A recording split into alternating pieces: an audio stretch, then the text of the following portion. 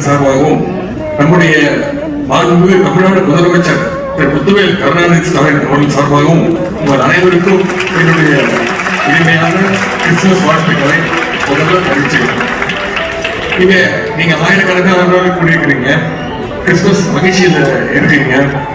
எங்க பார்த்தாலும் நட்சத்திரங்கள் ஜொலித்துக் கொண்டிருக்கின்றன, வண்ண விளக்குகள் எண்ணிக் கொண்டிருக்கின்றன.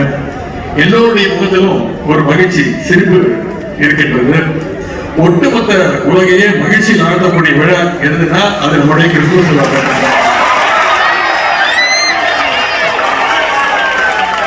கிறிஸ்துமஸ் எனக்கு இன்னும் கூடுதல் மகிழ்ச்சி.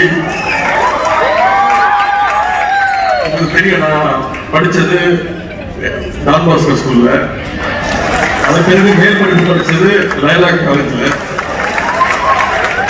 இங்கே குறிப்பிட்ட போது சொன்னாங்க, சென்ற ஆண்டு ஒரு கிறிஸ்துமஸ் நிகழ்ச்சியில கலந்து கொண்டு நானும் ஒரு பெருமையா சொல்றேன், நானும் ஒரு கிறிஸ்டின் தான் அப்படின்னு நான் பெருமையா சொல்றேன். உடனே உங்களுக்கு தெரியும், பல சங்கிகளுக்கு பயங்கர வைத்தறிச்சல். நான் இன்னைக்கு மீண்டும் உங்க முன்னாடி சொல்றேன், அது சொல்றதுல நான் ரொம்ப பெருமைப்படுறேன். நானும் ஒரு கிறிஸ்டின் தான்.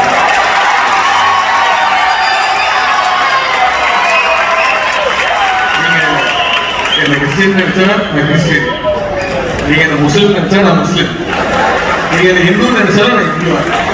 ஏன்னா நான் எல்லாருக்குமே பொதுவானவன் தான், எப்பொழுதுமே அப்படிதான் இருக்கேன். எல்லா மதங்களுமே அடிப்படையிலே அன்புதான், அன்புதான் முக்கியம். அதுதான் எல்லா மதங்களும் சொல்லிக் கொடுக்குது. எல்லோர் மீதும் அன்பு செலுத்த வேண்டும் என்பதுதான் எல்லா மதங்களும் சொல்லிக் கொடுக்கின்றன. ஆனால் அதே மதத்தை வைத்து அரசியல் ஆதாயம் தேட வேண்டும் விரும்புவதுதான் மக்கள் மத்தியில வெறுப்பை ஏற்படுத்துவாங்க, பரப்புவாங்க. வெறுப்பை பரப்பக்கூடியவர்கள் என்னைக்குமே உண்மையை பேச மாட்டாங்க. உண்மைகளை பேசி வெறுப்பை பரப்ப முடியாது. அதனால்தான் அவர்கள் தொடர்ந்து பொய்யையே நம்பி பொய்யை மட்டுமே பரப்பிட்டு இருப்பாங்க. காலையில எதிர்த்து சோசியல் மீடியால பாத்தீங்கன்னா ஆரம்பிச்சாங்கன்னா, பொய்யை பரப்ப ஆரம்பிச்சாங்கன்னா, நைட்டு தூங்குற வரைக்கும் அவங்களுக்கு பொய்யை பரப்புறது மட்டும்தான் வேலையாவே இருப்பாங்க. அதையே ஒரு பெரிய கடமையா செய்வாங்க. மதத்தை வச்சு அரசியல் ஆதாயம் தேடுபவர்கள் மட்டும்தான் வெறுப்பை பரப்புவார்கள் என்று நாம் இன்னைக்கு நினைச்சிட்டு இருந்தோம். ஆனா இன்னைக்கு உயர் பொறுப்பு உள்ளவங்க. சமீபத்துல ஒரு நீதிபதி கூட மத வெறுப்பு கருத்துக்களை பொதுவெளியில் பேசியதை நாம பார்த்தோம். அலகாபாத் உயர்நீதிமன்ற நீதிபதி ஒருவர் சமீபத்தில் ஒரு நிகழ்ச்சியில் பேசும்பொழுது இஸ்லாமியர்களுக்கு எதிரான வெறுப்பு கருத்துக்களை அங்க பேசுறார். இப்படிப்பட்ட ஒரு நீதிபதி அந்த பொறுப்புல இருக்கணுமா, அந்த பதவியில் இருக்கணுமா அப்படின்னு நாம் குரல் கொடுத்தோம். அப்படிப்பட்ட ஒரு நீதிபதி இருக்கும்போது எப்படி அந்த நீதிமன்றத்துல நியாயம் கிடைக்கும்? அதனால அந்த நீதிபதியை பதவியிலிருந்து நீக்கணும்னு பாராளுமன்றத்துல கடந்த 13ஆம் தேதி மாநிலங்களவையில ஒரு எம்பிக்கள் ஒரு தீர்மானம் கொண்டு வராங்க. மிக மூத்த வழக்கறிஞர் திரு கபில் சிபல், காங்கிரஸ் எம்பிக்கள், திராவிட முன்னேற்ற கழகத்துடைய நாடாளுமன்ற உறுப்பினர்கள் அத்தனை பேரும் அந்த தீர்மானத்திற்கு ஆதரவா கையெழுத்து போட்டோம். ஆனா அதிமுக உறுப்பினர்கள் அந்த தீர்மானத்திற்கு ஆதரவா கையெழுத்து போடவே இல்லை. அரசியலமைப்புக்கு எதிரான கருத்துக்கள் பேசியிருக்கிற ஒரு நீதிபதியை பதவியை விட்டு நீக்கும் தீர்மானத்தை கூட ஆதரிக்கும் துணிச்சல் அதிமுகவுக்கு இல்லை. அந்த அளவுக்கு அவங்க பாஜகவுடைய அடிமைகளாகத்தான் இன்றைக்கு வரைக்கும் இருந்துட்டு இருக்காங்க. அது மட்டும் இல்ல, மாநிலங்களுடைய உரிமைகள் எல்லாம் ஒழிச்சு கட்டணும்னு ஒன்றிய அரசு, பாஜக அரசு கொண்டு வர ஒரே நாடு ஒரே தேர்தல் திட்டத்திற்கும் அதிமுக ஆதரவு கொடுத்துட்டு இருக்கு. வெளி வயசுக்காகத்தான் நாங்க பாஜகவோட கூட்டணி இல்லை அப்படின்னு சொல்லிட்டு இருக்காங்க. தவிர உள்ளுக்குள்ள உண்மையாவே இன்னும் அதிமுக பாஜக கள்ள கூட்டணி தொடர்ந்து கிட்டுதான் இருக்கு. அதை அவங்களுக்கு சொல்ல வேண்டிய அவசியமே இல்லை. அதுக்கு மேல இன்னொரு உதாரணம், அதிமுக பொதுக்குழு நடந்தது 2 நாளுக்கு முன்பு.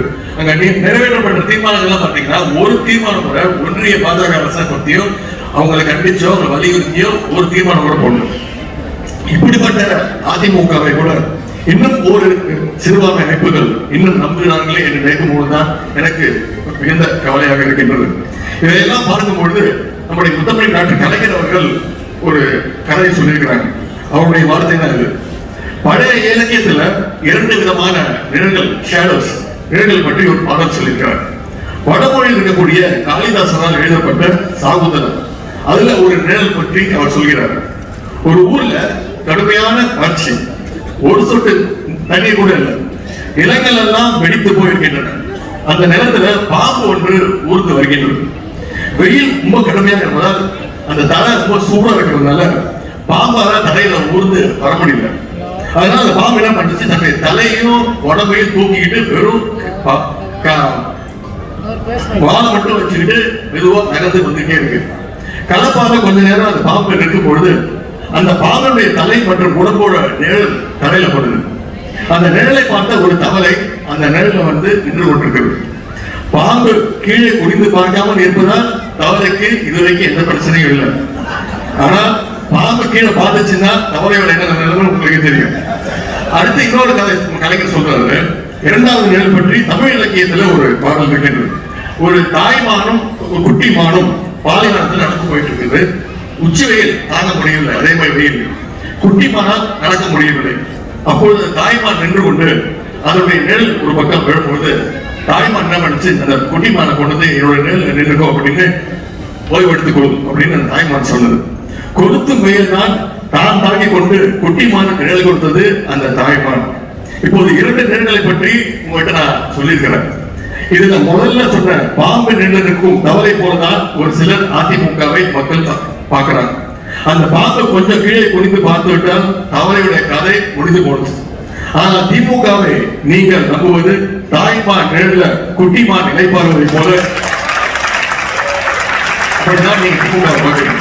இது அன்பால் செய்கின்ற உதவி, இதற்கு ஈடு இணையே கிடையாது.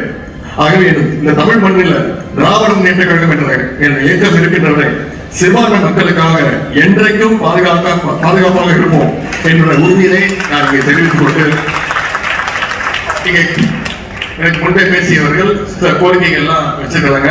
நிச்சயமாக அடுத்த வருடம் உங்களுடைய மாநாட்டிலிருந்து அந்த கோரிக்கைகள் எல்லாம் முதலமைச்சர் அந்த கோரிக்கைகள் இதெல்லாம் நிறைவேற்றப்படுவோம். கூடிய வெகு விரைவில் அதையெல்லாம் நான் செய்து கொடுப்போம். நம்முடைய கழக அரசு, நம்முடைய முதலமைச்சர் அவர்கள் செய்து கொடுப்பார் என்ற நம்பிக்கையை மட்டும் கூறிக்கொண்டு, 2026 சட்டமன்ற தேர்தலில் நம்முடைய முதலமைச்சர் கழக தலைவர் அவர்கள் சொல்லியிருக்கிறார், 200 தொகுதிக்கு அதிகமான தொகுதியில திமுக ஜெயிக்கல, கழக அணி ஜெயிக்கணும் அப்படின்னு சொல்லியிருக்கிறாரு.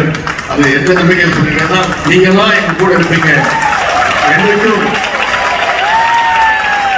எங்களுக்கு ஆதரவாக இருப்பீங்க அப்படின்ற நம்பிக்கையோடு தான் எங்க தலைவர் சொல்லியிருக்கிறாரு.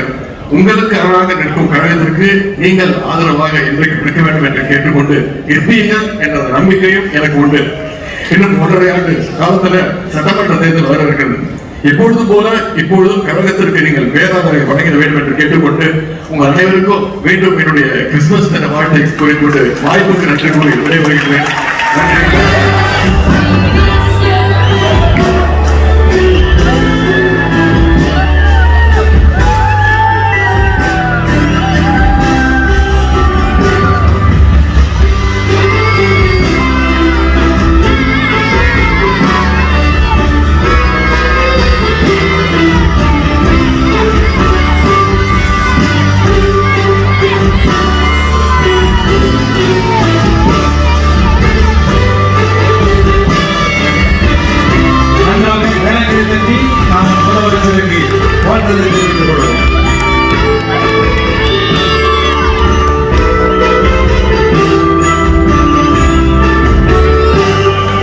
ஒரு 5 நபர்களுக்கு மட்டும் இப்பொழுது நலத்திட்டங்கள்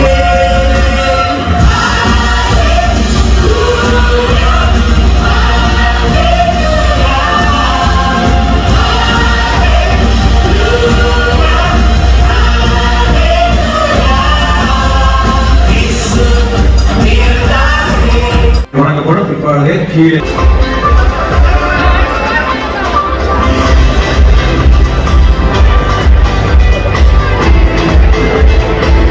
தையல் விழா ஆயத்தமாக இருக்கும் என்று கேட்டுக்கொள்கிறேன்.